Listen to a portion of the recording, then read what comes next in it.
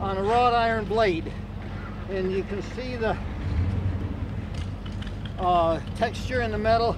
You can see where the smith has folded that over and over like taffy. Now they have the characteristic sound of wrought iron like you hear in the blacksmith shops in the old Western movies. Now later on, after the Bessemer process came in the early 1860s, and then the electric furnace in the early 1890s, steel became cheap and abundant as opposed to iron. And that was a terrific revolution.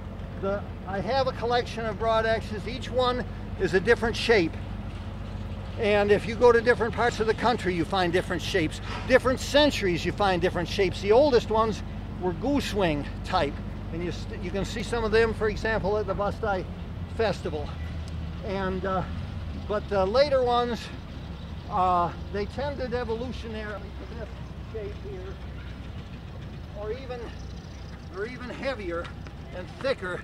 This is the American factory-made Ultimate broadaxe, and that has an entirely different sound, the cast steel. Well, all right. This is, you just go down through, and when one side is done, you turn it down and do the next. As the careful observer can tell here, I've done 3 sides, working on the last one now. And when I'm done, it should be a nice square beam, as you'll see exemplified in some of the buildings here where they've been used.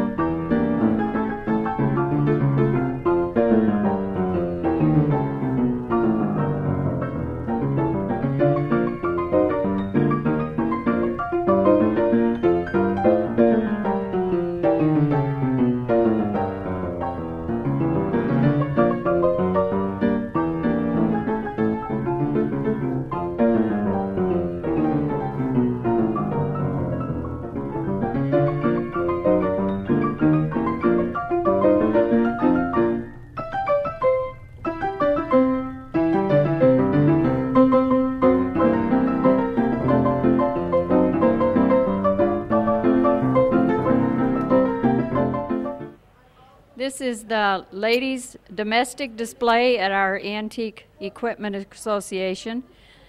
And if you walk around the room, you will see a display case with ladies' boudoir equipment, hair combs and purses and perfume bottles.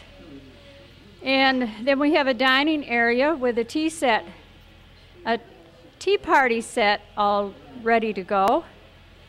You go into the kitchen and you'll see all kinds of old kitchen utensils, a wood stove, a refrigerator that run with a great big gadget on the top of it, and a set of different kinds of irons. One runs with natural gas, one with other gas, and some that you put on the wood stove to heat your iron to use it to burn your clothing, because I think that's what I would do.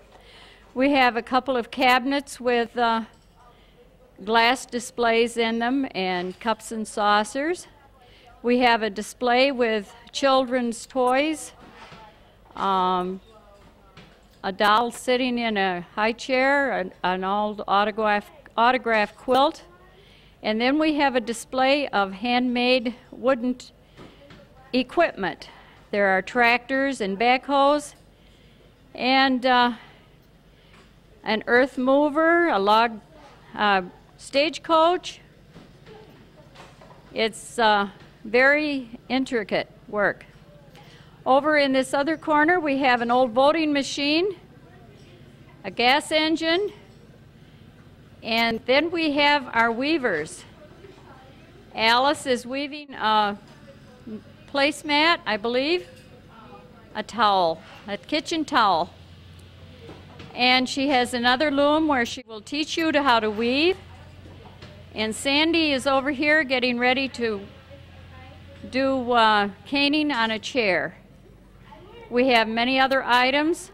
There's a couple of looms here in the corner that we'd like a lot of advice on how to get them fixed up.